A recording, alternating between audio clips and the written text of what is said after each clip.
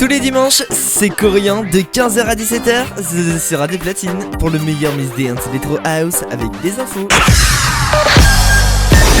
Bonjour ou bonsoir et bienvenue dans le podcast du 15-17 Radio Platine du dimanche 26 avril 2026. C'était la dernière émission du mois d'avril et je vous propose de commencer dès maintenant. Belle écoute. Ouais, Dia Platine. Qu'est-ce que je suis heureux de vous retrouver sur Radio Platine. Bonjour tout le monde, c'est Corian, on commande votre dimanche de 15h et jusqu'à 17h. Bah là il est 15h, on y va dès maintenant avec Baker Mac qui va arriver dans quelques instants et puis David Thames aussi. Allez c'est parti, c'est le 15-17. Bienvenue dans le 15-17. Tous les dimanches, c'est 2 heures de dance Electro House non-stop avec Corian. C'est le 15-17. Et bah oui, comme tous les dimanches sur Radio Platine. Bonjour tout le monde, c'est Corian, je suis très heureux de vous retrouver évidemment comme chaque après-midi sur Radio Platine. Au programme, tiens, la météo de cet après-midi, de demain qui va d'ailleurs arriver dans quelques instants. Également les quelques actus insolites, les actus sur les DJ et les artistes qu'on va s'écouter au long de l'émission, et puis le meilleur mix d'Esprit House évidemment avec donc Baker Matt qui va arriver dans quelques instants, et puis après Dave et Thames. Voici Rain Dance sur Radio Platine. Soyez les bienvenus, bel après-midi. Baker Matt sur Radio Platine avec House is the Religion à l'instant. Allez, bel après-midi. On y va avec la météo, avec cet après-midi, tiens, après les grisailles matinaux, place à de belles éclaircies sur la côte d'Azur, des nuages bas seront nombreux. À noter en fin de journée un petit risque d'averses orageuses sur le sud des Alpes, les Pyrénées et les Cévennes. Ailleurs, il fera toujours aussi beau malgré un ciel passagèrement voilé. Pour les maximales, comptant entre 22 et 24 degrés en moyenne du nord au sud, soit 5 à 7 degrés au-dessus du normal de saison dans un niveau demi-juin. Demain, on va commencer la semaine avec un temps calme, sous quelques nuages, dans le sud-ouest ainsi que sur les Hauts-de-France. La fraîcheur est sensible sur les régions centrales. L'après-midi, elle, sera printanière malgré quelques nuages élevés au nord et de gros cumuls sur les Pyrénées et le sud du Massif central. Pour les températures, comptez 8 à 11 degrés en moyenne pour les minimales et 20 degrés pour les maximales. Allez, c'est tout pour la météo. On continue avec le meilleur mix sur Radio Platine avec Epsilon et Astrid James qui arrivent juste après Bruno Mars avec 24K Magic. Epsilon et Astrid James sur Radio Platine à l'instant, vient de s'écouter Believe à l'instant, et d'ailleurs, petite actu insolite, laissez-moi prendre l'affiche. Donc, ce qui ressemblait à ça qu'une simple blague du 1er avril s'est transformé en véritable produit. Ikea s'associe à Choupa Choups pour proposer une sucette au goût pour le moins surprenant et qui s'inspire directement des boulettes de viande emblématiques de la marque suédoise. Le projet trouve son origine dans une publication diffusée par Ikea le 1er avril. L'enseigne y présentait une sucette au goût du boulette de viande sur le ton de l'humour.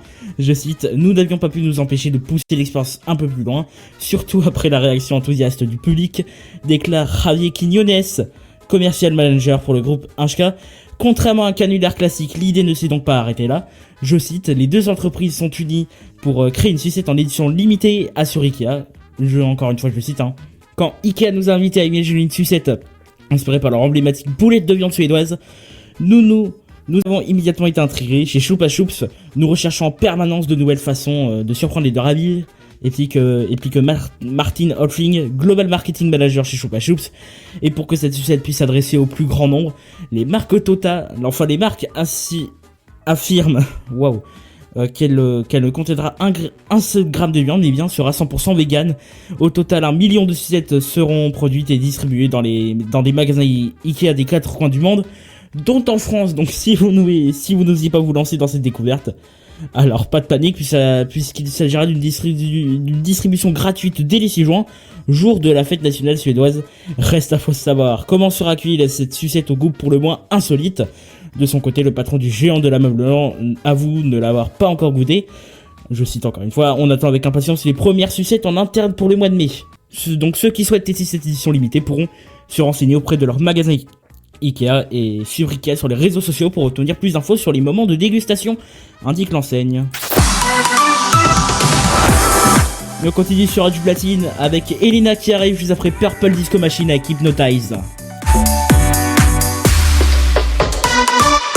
Elena sur Radio Platine, donc avec Capuche à l'instant, 15h24, pardon, bienvenue. Alerte d'ailleurs pour les fans d'Elena, la chanteuse a déclaré vouloir prendre le temps de se reposer une fois sa tournée des Zéniths terminée, une décision qu'elle a partagée sans phare, précisant que cette pause serait temporaire. Donc en pleine tournée des Zéniths actuellement, avec son premier album Elé. Sorti il y a tout juste un an, la chanteuse Elina a surpris ses fans en faisant une grande annonce ce mardi 21 avril dans les colonnes du média Max. À 24 ans, la jeune belge s'est dite fatiguée et prête à faire une pause dans sa carrière. Je cite: j'ai besoin de me laisser vivre avant de retourner en studio. Il faut traverser des choses joyeuses ou tristes pour être capable d'écrire de nouvelles chansons. Il faut que je renoue avec la vie normale. Je n'ai pas envie de tomber dans le cliché de l'artiste qui ne sait plus parler que de sa vie d'artiste. Donc figure marquante de la saison 11 de la Star Academy, Elena Bailly a sorti en mars 2025 son tout premier disque avec le label Sony. Dès la première semaine, l'album s'est hissé en première place des ventes en France et a intégré le top 10 des nouveaux albums les plus écoutés dans le monde sur Spotify. Un début de carrière plus que prometteur pour la jeune femme qui pourtant a déclaré, je cite: je crois que je me suis fâché pendant un an après la fin de la tournée. En parallèle de sa tournée des Zénith, Elena sera cet été sur la scène de nombreux festivals, des Solidays au Francophonie de La Rochelle en passant par le Printemps de Bourges et Safico. La sortie vers un repos bien mérité est encore loin. Cette volonté de prendre le temps avant de retrouver le chemin du studio n'est pas dénuée de reconnaissance envers son succès. Au cours de l'entretien, Elena l'a bien rappelé, je cite: je suis hyper fier de ce que j'ai proposé, de ce que j'ai partagé avec les gens, de l'année qui s'est écoulée, des concerts, d'avoir entendu le public chanter mes chansons, des récompenses. Voilà, ce qu'elle va faire donc pendant cette année de pause, on ne sait pas encore, mais Elena a partagé quelques idées, donc je cite: j'ai envie de partir loin, d'apprendre l'anglais, de découvrir de nouvelles cultures, de vivre au sein d'une famille qui n'est pas la mienne, comme je l'ai déjà fait quand j'étais plus jeune. Voilà, Elena qui va bientôt faire une pause. Allez, on continue avec le meilleur mixeur du platine, il prend pas de pause. Avec Anita Shakira qui arrive. Michael Jackson avec Beat It, à l'instant sur Radio Platine, bienvenue, 15h30. Ouais, je suis bien câblé. On avait déjà parlé mardi avec Mado dans le labo de la radio, un mardi sur deux de 21h à 22h dans les mardis de l'imaginaire sur Radio Platine. Mais ça y est, ce mercredi, après plusieurs reports, le biopic consacré à Michael Jackson est enfin en salle. Michael, réalisé par Antoine Fuqua, est porté par nul autre que le neveu de le roi de la pop, Jafar Jackson. Le film retrace une grande partie de la vie du chanteur, de ses débuts au sein des Jackson 5 à sa carrière solo, jusqu'au concert mythique au stade de Wembley à Londres lors de sa tournée mondiale Bad en 1988. Michael dresse le portrait cinématographique de la vie d'un des artistes les plus influents de notre époque. Le film raconte l'histoire de Michael Jackson au-delà de la musique, depuis la découverte d'un talent hors du commun en tant que leader des Jackson 5, jusqu'à l'artiste visionnaire dont l'ambition créative a alimenté une quête incessante pour devenir le plus grand artiste du monde. Et les avis sont déjà là. Alors, qu'ont pensé les spectateurs de ce biopic coproduit par une partie de la famille Jackson? D'un côté, la plupart des avis semblent unanimes pour dire qu'au niveau musical, ça fait vraiment plaisir de voir les chansons de Michael Jackson incarnées de cette manière, que les chorégraphies sont folles et que ça fait donc plaisir aux nostalgiques. Il y a aussi tout un côté intime avec les rapports familiaux qui est assez réussi. De l'autre côté, le biopic Michael reste un peu à la surface de sa personnalité, n'explore pas vraiment les aspérités de l'artiste et encore moins la face sombre, celle des accusations de crimes sexuels qu'on connaît tous. La famille d'ailleurs fait repousser le film à plusieurs reprises pour y enlever les séquences jugées problématiques. Le montage est jugé trop rapide, omettant des pans entiers de ses carrières. En résumé, Michael est un biopic qui séduit avant tout par son immersion musicale et sa performance bluffante de Jafar Jackson, salué par quasiment tous les spectateurs. Si les fans de la star ressortent conquis et émus, les avis les plus mitigés pointent un film trop lisse, un peu Disney, mais qui devrait quand même faire plaire au milieu de nostalgique de Michael Jackson.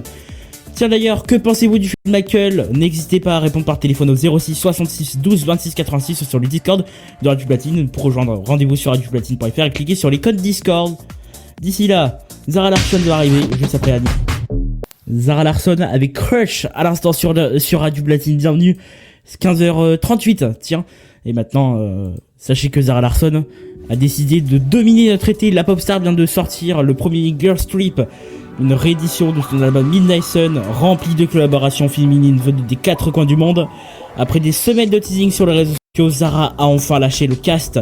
Il donne le tournis Shakira, Pink Panthers, Tyla, Kelani, Madison Beer et une surprise côté français.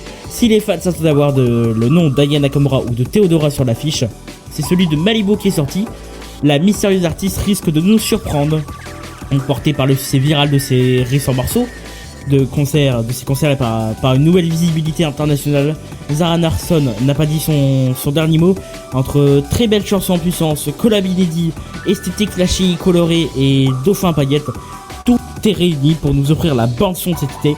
Au début du mois d'avril, la chanteuse a d'ailleurs fait parler d'elle avec son hit She Did It Again. En duo avec la chanteuse sud-africaine Tyla, les jeunes femmes apparaissent en bikini et pantalon doré. Les deux artistes s'entrelacent dans un décor de sable incandescent rappelant les vidéos des hits de la fin 2000. Précoce, la Suédoise se fait connaître alors qu'elle n'avait que 8 ans lors de l'émission Talang, l'équivalent suédois de La France a un incroyable talent, avec son interprétation de My Heart Will Go On de Céline Dion. C'est ça hein, pour version Céline.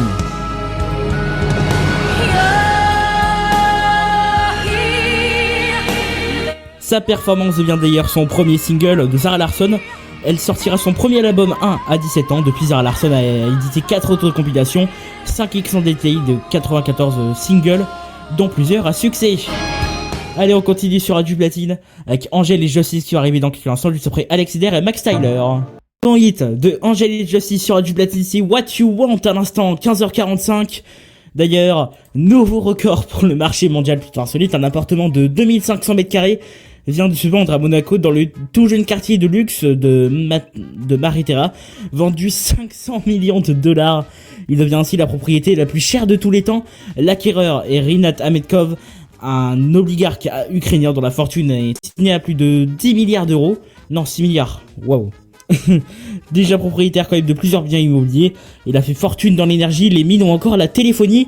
Précédemment, le record était détenu par une maison à Londres vendue 300 millions d'euros par l'entrepreneur Nick Handy. Cet appartement de luxe se compose de 21 pièces avec bien évidemment plusieurs terrasses donnant une vue imprenable sur la mer. Le bien qui est situé dans la résidence ultra luxe, le Renzos, s'accompagne de 8 places de parking. Le prix du bien est certes impressionnant et insolite, mais rien de surprenant, sachez que dans la zone, les prix dépassent régulièrement les 100 000 euros le mètre carré. Le tout nouveau quartier y a été pensé pour une clientèle internationale fortunée. C'est pour cela que l'immobilier y a atteint des niveaux particulièrement élevés. Un 4 pièces pourrait être loué pour 1500 euros par mois, tandis que les prix de vente dans le neuf dépassent en moyenne les 40 millions d'euros sur le l'IMSI. Le prix s'explique par la rareté des biens disponibles à la vente à Monaco. Le territoire ne faisant que 2 km² et l'attrait fiscal qu'offre la principauté sans impôt, revenus ni impôts locaux pour les non-français. Le acquéreur du bien est, au-delà d'un homme très riche, également une personnalité associée à de nombreuses controverses. L'homme d'affaires a notamment été accusé de corruption et de faire partie des figures issues de la transition post-soviétique ayant bâti leur fortune sur la privatisation d'actifs publics à bas prix. Et le meilleur mix vous accompagne toujours sur Radio Platine avec Jennifer Lopez et David Guetta qui va arriver juste après DJ Snake avec You Are My Eye. David Guetta et Jennifer Lopez sur Radio Platine à l'instant, vient de s'écouter Save Me Tonight à l'instant, et d'ailleurs DJ Snake et David Guetta, deux des figures les plus emblématiques de la scène électronique française, ont tenu à saluer la mémoire de leur confrère suédois Tim Bergling alias Avicii dans leur show respectif à Coachella, disparu il y a 8 ans à seulement 28 ans. Tim Bergling, né le 8 septembre 1989 à Stockholm, s'est éteint le 20 avril 2018 à Mascate, en Oman. Sa disparition Sa disparition avait provoqué une onde de choc dans le monde de la musique électronique, considéré comme l'un des artistes EDM les plus influents de sa génération. Avicii avait su, dès le début des années 2010, faire franchir à la musique électronique les portes des radios grand public et des charts internationaux. Son premier album, True, en 2013, mêlant électronique et influences multiples, s'était hissé dans le top 10 de plus de 15 pays. Et cette année encore, la communauté électronique mondiale a salué la mémoire à l'occasion de ce triste anniversaire. David Guetta avait donc anticipé cet hommage dès la semaine précédente. Lors de son set de 2 heures sur la scène Kessar de Coachella le 11 avril, il avait glissé Labels dans ses setlists en guise de tribute aux producteurs suédois, émouvant le public présent dans le désert californien. DJ Snake, lui, investissait la même scène Kessar le 18 avril avec son showcase Pardon My French, avant de rejoindre sur les réseaux les nombreuses voix qui se sont élevées pour honorer Avicii le 20 avril. On s'en souviendra. Et tiens d'ailleurs, Avicii, c'est tout de suite sur Radio Platine avec les Levels. Avec Levels sur Radio Platine à l'instant, bienvenue.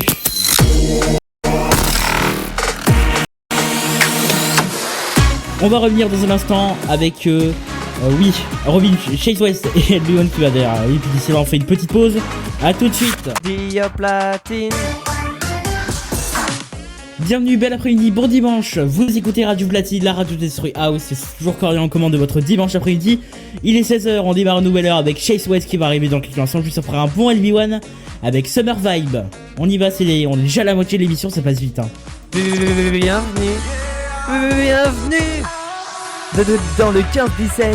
Tous les dimanches, c'est 2 heures de dance Electro House non-stop avec Corian. C'est le 15-17. Chase West avec Stream sur Radio Platine. Par contre, faut pas crier comme ça. Allez, 16h06, la météo. Avec cet après-midi, après les grisailles matinaux, place à de belles éclaircies sur la côte d'Azur. Des nuages bas seront nombreux. À noter en fin de journée un petit risque d'averses orageuses sur le sud des Alpes, les Pyrénées et les Cévennes. Ailleurs, il fera toujours aussi beau, malgré un ciel passagèrement voilé. Pour les maximales, comptez entre 22 et 24 degrés en moyenne du nord au sud, soit 5 à 7 degrés au-dessus des normales de saison dans un niveau de mi-juin. Demain, on va commencer la semaine avec un temps calme, sous quelques nuages dans le sud-ouest ainsi que sur les Hauts-de-France. La fraîcheur est sensible sur les régions centrales. L'après-midi, elle, sera printanière malgré quelques nuages élevés au nord et de gros cumulus sur les Pyrénées et le sud du Massif central. Pour les températures, comptez 8 à 11 degrés en moyenne pour les minimales et 20 degrés pour les maximales. Voilà pour la météo sur Radio Platine. On continue avec le meilleur mix d'Electro House avec Coldplay qui va arriver juste après Robin Schulz, Cyril et San Martin pour World Gone Wild. Coldplay avec Little Slims et Burna Boy. Enfin, Coldplay plutôt. Hein. C'était We Pray sur Radio Platine parce qu'il y a beaucoup de monde, je vais pas tous les citer. Hein. Tiens d'ailleurs, si certains plantent des choux, à Nantes, on plante des slips dans le cadre de Biodiversité 2006 organisé par la ville de Nantes. Des sous-vêtements seront plantés lors de l'opération Plante ton slip ce mercredi au parc potager de la Crapaudine dans le quartier sud de Nantes. 5 slips ont été plantés au sein de différentes parcelles. Cette expérience d'ailleurs surprenante est inspirée d'une action réalisée au Canada en 2016 et reliée directement en décembre 2020 par l'Agence de la transition écologique. Je cite, cette initiative vise à sensibiliser le grand public à la richesse biologique des sols, souvent méconnue mais essentielle au fonctionnement des écosystèmes. Le principe est simple, enterrer un slip en coton dans le sol, puis l'observer quelques semaines plus tard. Plus le textile est dégradé, plus la vie au sol avec les micro-organismes, donc les bactéries et les champignons, est active. Donc détaille la ville de Nantes dans un communiqué. Dans le cadre de l'opération du Biodiversité 2026, 29 slips ont été plantés et répartis dans 19 sites appartenant à la ville de Nantes. Le 24 juin d'ailleurs, les premiers slips seront déplantés au parc de la Crapaudine à l'occasion du lancement de Biodiversité. En septembre, l'ensemble des disciples participants sera exposé au parc du Grand Blottereau à Nantes. Je cite encore une fois, ce temps de restitution permettra de valoriser les résultats et de l'expérimentation et de récompenser les participants engagés dans la démarche, indique toujours la ville. Donc voilà, planter disciples. On continue sur du Platine avec Marine qui arrive juste après Chase Atlantic avec Rock Cry. Marine sur du Platine à l'instant, c'était Reste d'Aberce à l'instant. D'ailleurs, Marine a dévoilé son mini-documentaire à la maison disponible sur YouTube. Dans ses vidéos de plus de 20 minutes, l'artiste révélé par la Star Academy ouvre les portes de son quotidien lors de la préparation de cette tournée de sa réédition. Elle met surtout en lumière les moments de doute, de création et de complicité avec ses équipes. Avec À la maison, Marine ouvre les portes de son quotidien. Ah non, je viens de répéter. Le documentaire le suit aussi les différentes étapes de sa création de son premier album Cœur Maladroit et de sa réédition Cœur Maladroit Deluxe. Entre sessions d'enregistrement et shooting photo pour la pochette, Marine montre l'envers du décor d'un projet musical. Le format rythmé par des apartés face caméra renforce l'impression de proximité. L'artiste partage ses pensées, ses anecdotes et ses interrogations sans filtre. Plus d'un an après sa victoire à la Star Academy, Marine dresse un premier bilan. Elle revient sur cette année intense marquée par une exposition médiatique soudaine, interviews, plateaux télé, cérémonies, concerts, etc. La chanteuse évoque aussi son évolution personnelle. Je cite, ma vie a changé, donc mon expérience aussi, mais moi, je n'ai pas vraiment changé, confie-t-elle. Derrière le succès, elle insiste sur la permanence de ses doutes et de ses questionnements. Le documentaire met ainsi en lumière la réalité d'une jeune artiste confrontée à une notoriété fulgurante. Marine n'est pas la seule dans cette aventure. Elle peut aussi compter sur le soutien de ses proches, dont son père, qui est intervenu à la fin du documentaire, et ses équipes, avec qui elle partage des moments de complicité. Le documentaire accorde une large place à la préparation de sa première tournée, répétition, ajustement, travail avec les musiques. Marine s'investit pleinement dans ce nouveau défi, mais cette immersion révèle aussi les difficultés qu'elle rencontre, notamment l'éloignement de ses proches et la pression liée à la scène. Un moment au Sébastopol où elle retrouve ses fans pour annoncer la sortie de sa réédition illustre l'importance du public dans son parcours. C'est dans ces échanges que Marine puise une partie de sa force. L'un des passages les plus marquants de À la maison intervient lors des répétitions de la tournée. Face caméra, Marine confie son angoisse de prendre la parole entre les chansons. Je cite: j'ai peur, admet-elle, à l'idée d'interagir avec le public. Alors qu'elle s'entraîne à parler sur scène, l'émotion la submerge, elle fond en larmes, persuadée de ne pas y arriver. Malgré les encouragements de son équipe, la chanteuse doute profondément, elle refuse de jouer un rôle ou de forcer un trait de personnalité qui ne la correspond pas. Marine explique combien il est difficile de se livrer à l'oral, surtout lorsqu'il s'agit d'exprimer des émotions intimes. Elle souligne un contraste fort, chanter lui semble naturel, mais parler d'elle reste un défi. Avec À la maison, Marine signe un projet sincère et sans artifice. Elle dévoile les coulisses d'une carrière naissante en mettant en lumière le travail, les sacrifices et les émotions qui accompagnent son parcours. Allez, Lady Gaga va arriver dans quelques instants sur Radio Platine, si je suis prêt. Alok et Kylie Minogue avec Last Night à Dread I Fell In Love. Allez, bienvenue.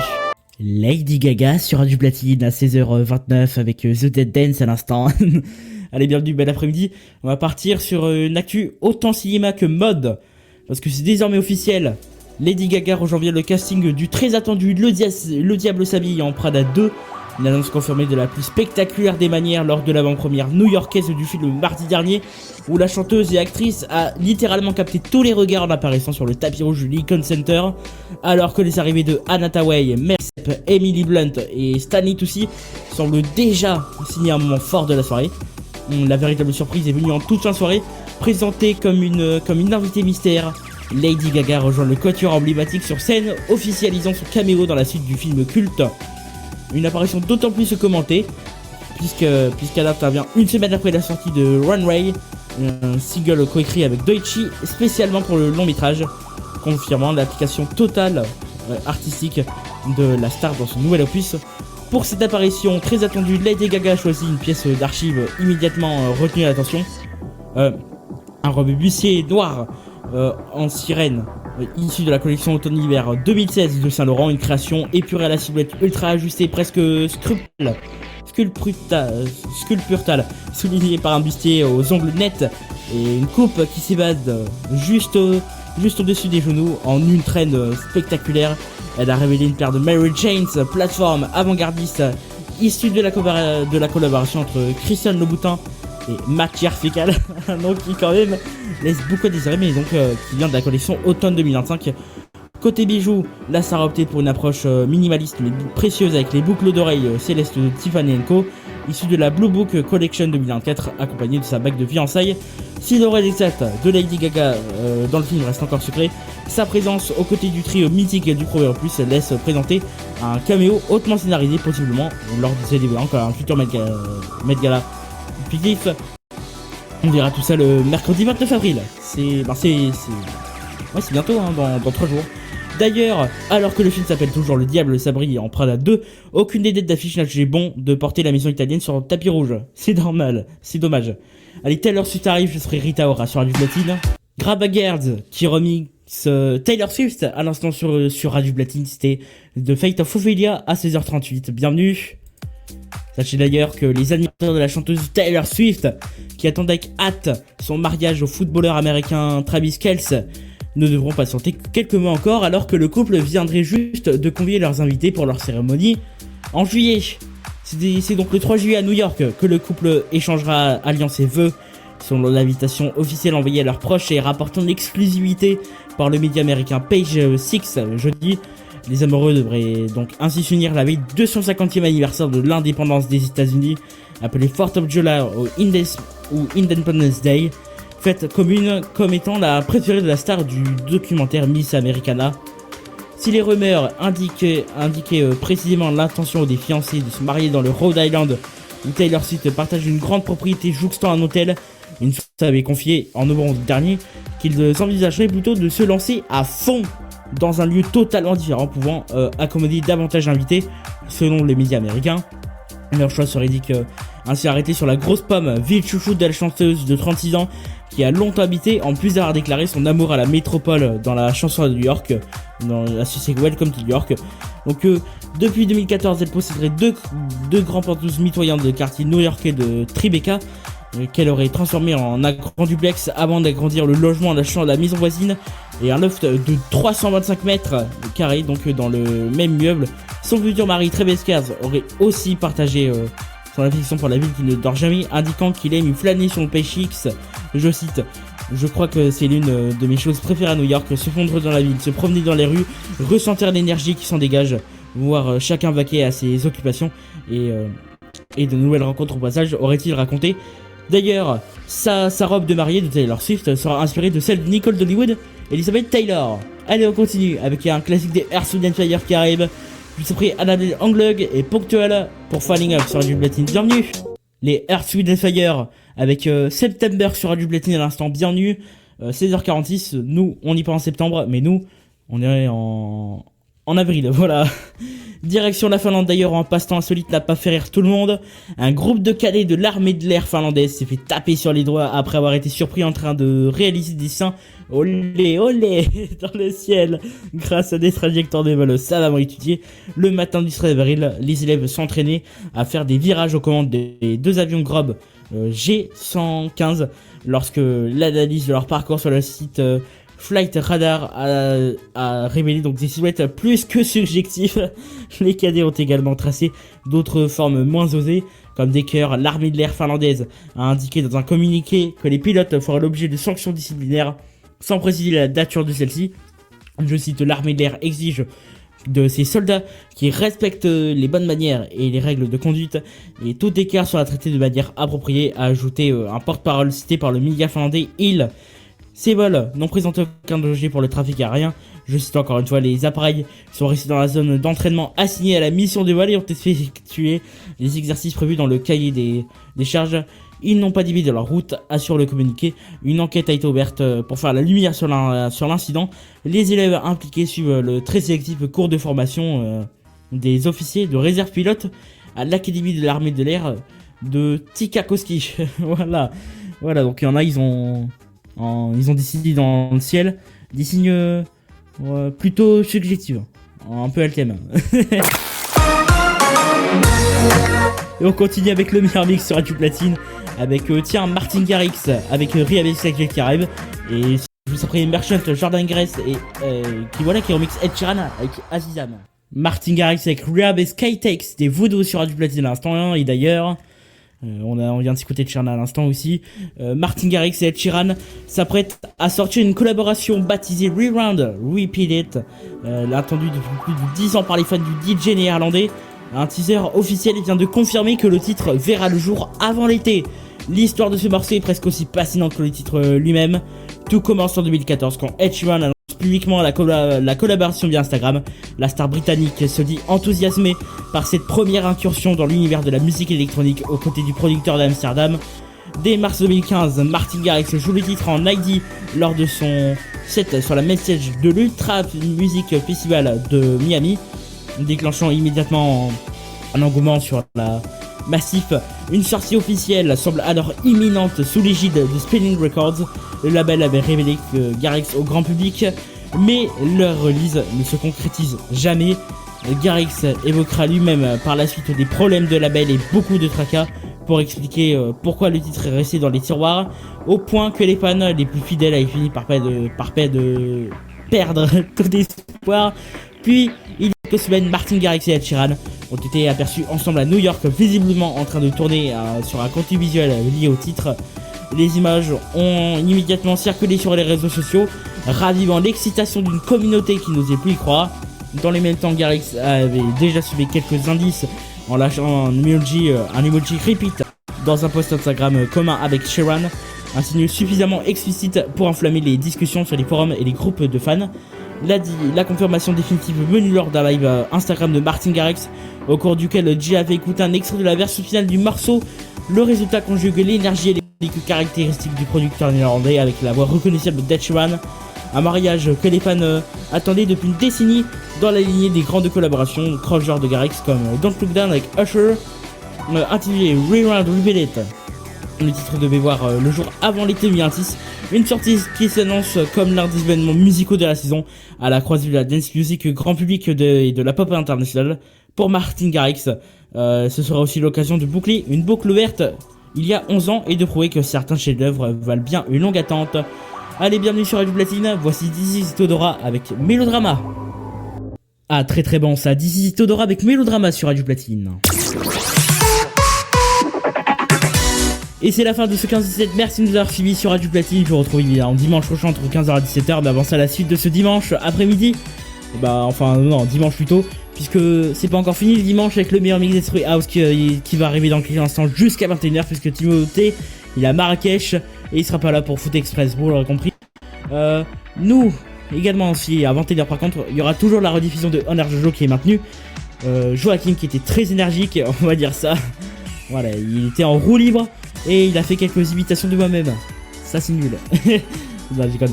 Allez, d'ici là, moi je vous retrouve dimanche prochain entre 15h et 17h sur Radio Platine. Merci de m'avoir suivi et passez une belle fin de week-end avec nous.